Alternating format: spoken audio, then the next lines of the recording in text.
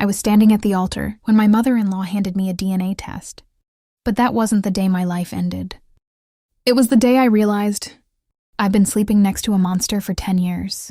Hi everyone, I'm Clara. If you've ever felt like the person you love most in the world is actually a complete stranger wearing a mask of your favorite memories, then you need to hear this before we pull back the curtain on this betrayal. Please take a moment to like this video and subscribe. It's the only way we can keep sharing these stories of survival and harder injustice. Now let's go back to Austin, Texas, where the air was thick with the scent of jasmine and the rot of 1,000 secrets. For a decade, I was the perfect Austin housewife. My husband, Everett, was the golden boy of the Silicon Hills, a CEO whose face graced every local tech magazine. And I was the woman in the shadows, the architect of his domestic bliss. I had traded my own rising career in structural design for a life of supporting his vision. The Sterling family image wasn't just important. It was the only currency that mattered. Everett's mother, Beatrice, treated me like a high-end appliance. I was the one who curated the guest lists for their $1,000-a-plate charity galas, ensuring that no two social rivals were seated at the same table. I spent my days coordinating with florists to find the exact shade of muted champagne. Roses that Beatrice demanded for the foyer. I was the one who quietly smoothed over Everett's moods after a bad board meeting, hiding the scotch bottles so the help wouldn't gossip. "Clara, darling," Beatrice would say, her eyes scanning my outfit with the clinical precision of a diamond appraiser. "That dress is lovely. A bit working class for the governor's ball. Don't you think? Perhaps next time you'll let me send over my stylist. We wouldn't want people thinking Everett's wife is struggling." I swallowed the insults for years because I believed in the man Everett pretended to be. We had a daughter, Sophie, who was the light of my life. She had Everett's dimples but my love for drawing. I told myself that the sacrifices were worth it for her, but the cracks in the foundation started appearing after Everett's father passed away. The inheritance was massive, but it came with a stipulation: the funds would only be fully released upon the successful merger of Sterling Tech with a global conglomerate. Suddenly, the husband who used to bring me coffee in bed was a stranger. The late nights became the norm. He started wearing custom Italian suits I hadn't helped him pick out. He smelled of a woodsy, expensive perfume, something heavy and feminine that definitely didn't belong to me. When I tried to touch his shoulder, he would flinch as if my hand were made of fire. I spent my evenings in our $4 million Westlake home, staring at the panoramic view of the city, feeling like a ghost in my own life. I tried to talk to him to reach through the ice. "Everett, we haven't had a real conversation in months. Sophie misses you, I miss you." He didn't even look up from his encrypted tablet. "Clara, I am currently navigating a multi-billion-dollar deal that will secure this family's future for 3 generations. I don't have time to discuss your feelings. If you're bored, go buy a new car. Just stay out of my office." That was the first time I felt the cold wind of the end. I wasn't his partner, I was a placeholder. And placeholders are easily replaced. Chapter 2. The Breaking Point. The true breaking point didn't happen in a shout. It happened in a whisper. It was our 10th wedding anniversary. I had spent weeks planning a quiet, private dinner at the restaurant where he first proposed. I'd bought him a vintage watch, a piece of history to mark our decade together. I waited at that table for 3 hours. The candles melted down into puddles of wax. The waiter's pitying glances were sharper than any knife. When I finally called Everett, it went straight to voicemail. I drove home in a daze, only to find the house teeming with people. Everett had forgotten our anniversary entirely. Instead, he had thrown an impromptu celebration for his executive team to mark the pre-approval of the merger. He was standing in our living room, a glass of 30-year-old Macallan in his hand, laughing with a woman I didn't recognize. She was young, barely 25, with a sharp bob and a dress that cost more than my entire wedding gown. That was Ivy, his new senior consultant. When the guests finally cleared out at 2:01 a.m., I confronted him in the kitchen. 10 years, Everett. I sat in a restaurant for 3 hours, while you were here hosting a party I wasn't even invited to. He sighed, a sound of pure, unadulterated boredom. "Clara, don't be so dramatic." Ivy suggested the party was necessary for morale. "She understands the stakes. You just understand what decorating. Stop acting like a martyr. It's exhausting. I felt the heat rise in my chest. "I gave up my firm for you. I raised Sophie while you were building an empire. I am the reason you have a home to come back to." He stepped closer, his shadow looming over me. You didn't build me, Clara. You were a passenger, a very expensive, very loud passenger. Don't confuse supporting a genius with being one. Now go to bed. I have a 6 a.m. flight with Ivy that night. I didn't sleep. I waited until I heard the shower running. And I did something I had never done in 10 years. I went into his home office.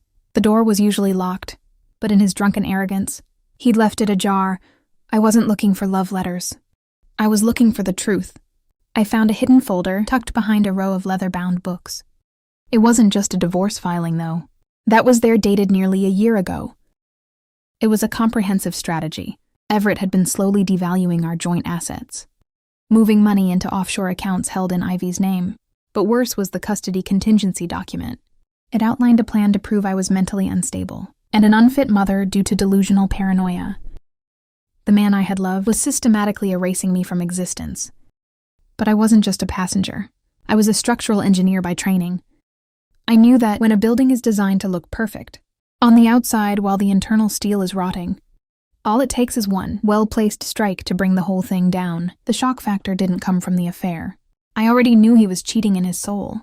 The real horror came 2 weeks later, during the wedding of Everett's younger brother, at the Grand Cathedral in downtown Austin. It was the social event of the season, and Beatrice was in her element, acting as the matriarch of the Sterling dynasty. Just before I was supposed to walk into the sanctuary, Beatrice pulled me into a private side chapel. She didn't look at me. She looked at my reflection in the gilded mirror. Clara Everett is a man of great destiny, and destiny requires purity. He's concerned about Sophie's lineage. She handed me a thick manila envelope. Inside were DNA test results. They claimed that Everett was not Sophie's biological father. My heart didn't just break. It stopped. This is a lie. You know, this is a lie. I have never been with anyone but Everett ever. Beatrice turned to me, her face a mask of cold, aristocratic indifference. The science says otherwise, dear. And according to the morality clause in your prenuptial agreement, infidelity, especially resulting in a child, passed off as a Sterling heir, nullifies every single one of your claims to the estate. You leave with nothing, no alimony, no house, and certainly no daughter. We've already filed for emergency sole custody. I looked at the documents. They looked official. They had the seal of a prestigious lab in Houston. I realized then the depth of their depravity. They weren't just trying to divorce me. They were trying to steal my child and leave me on the street with a destroyed reputation, so I could never fight back. Julian Everett asked you to give me this. I whispered he wants to start his new life with Ivy. With a clean slate, Beatrice said, smoothing her silk gloves, Ivy is already pregnant, Clara. A boy, a real Sterling. If you sign the surrender papers now, we won't prosecute you for fraud. Consider it a mercy. They thought I would collapse. They thought I was the simple girl they had spent a decade molding into a servant. But as I stood in that chapel, surrounded by the smell of incense and old money, a cold, hard clarity washed over me.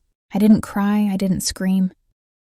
I tucked the envelope into my clutch, walked out of the church, and didn't look back at the wedding. I didn't go home to pack.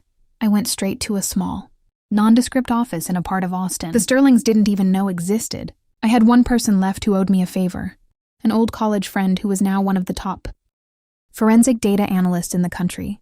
I need you to find where this DNA test came from, I told him, throwing the papers on his desk. And then I need you to find every cent. Everett Sterling has tried to hide. Revenge isn't a flash of lightning. It's the slow, steady rise of a tide. For the next month, I lived in a small rental, seeing Sophie only during supervised visits that Beatrice monitored like a prison warden. I played the part of the broken, defeated woman. I let them think they had won. Meanwhile, my analyst friend Marcus was uncovering the Sterling legacy. Everett had been sloppy. He was so convinced of his own brilliance that he didn't think a housewife could track his digital footprint. Clara, it's bigger than you thought, Marcus told me, showing me a screen filled with complex wire transfers. He isn't just hiding money from you. He's been borrowing from the merger investors to fund Ivy's lifestyle and his own private ventures. It's a Ponzi scheme draped in a tech logo, and that DNA lab, the lead technician, is the brother of Everett's head of security. I found the $100,000 transfer to his offshore account. The day before the test was issued, I had the forgery. I had the embezzlement. I had the proof of a decade of systematic abuse. But I didn't go to the police. Not yet. I wanted the Sterlings to be at the very top of their mountain before I pulled it out from under them. The merger gala was set for the following month.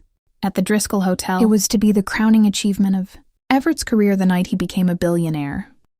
I spent my last bit of personal savings on a dress. That was a weapon, a deep blood-red silk that fit like a second skin. I also spent that month meeting with the very investors. Everett was scamming. I didn't tell them I was a disgruntled wife. I showed them the architectural flaws in Everett's business model. I showed them the leakage. By the time the night of the gala arrived, the trap was set. Everett and Beatrice were walking into a room, full of people who were already holding the matches. The Driscoll ballroom was a sea of black ties and diamonds. Everett stood on the podium, his chest puffed out, Ivy standing just a step behind him like a trophy. Beatrice was in the front row beaming, the Queen Mother finally securing her throne. Tonight, Everett proclaimed into the microphone, "We don't just celebrate a merger. We celebrate the future of the Sterling legacy built on integrity and vision." I walked through the double doors at the back of the room. The clicking of my heels on the marble floor was like a countdown. The room went silent. As people recognized the unfit mother, they had been gossiping about integrity. "Everett," I said, my voice steady and amplified by the speakers. I had paid the AV tech a handsome sum to keep my mic. Liv Everett's face went from smug to ghostly pale. "Clara's security. Get her out of here. She's not well. I'm perfectly well, Everett," I said, walking toward the stage. "In fact, I've never been more clear-headed. I think the investors would love to see the real Sterling vision." I signaled Marcus in the back. The giant projector screen behind Everett, meant to show the new company logo, flickered. Instead, it showed a side-by-side comparison. The forged DNA report next to the bank transferred to the technician. Then it scrolled through the list of embezzled funds, showing exactly which investor accounts the money had been stolen from. The room erupted. Investors stood up shouting. Beatrice tried to scramble to the stage, but I blocked her path. "The purity of the legacy. Beatrice," I whispered loud enough for the front row to hear. "You forged a document to steal a child from her mother. You didn't just break the law. You broke the one thing you actually cared about, your reputation." The FBI, who had been waiting in the wings, based on the evidence I'd sent them that morning, moved in the handcuffs clicking around Everett's wrists. Was the most beautiful sound I had ever heard. He looked at me, his eyes full of a pathetic, desperate rage. "You ruined me," he screamed as they led him away. "No, Everett," I said, smoothing the red silk of my dress. "I just stopped holding you up.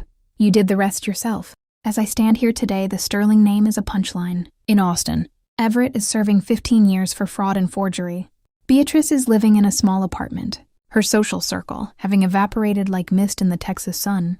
I'm back in my element. I used the malice and cruelty settlement to reopen my own design firm. I don't build monuments to egos anymore. I build homes that are meant to last." Sophie is with me, her drawings now taped to the walls of a house, filled with laughter instead of secrets.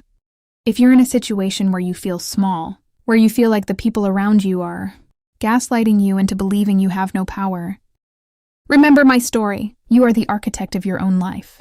Don't let anyone tell you that you're just a passenger. When the rot starts, don't try to fix the building. Tear it down and build something better on the ruins. Thank you for staying with me until the end. If this story gave you a bit of strength today, please subscribe for more stories of justice. Until next time, keep your foundation strong.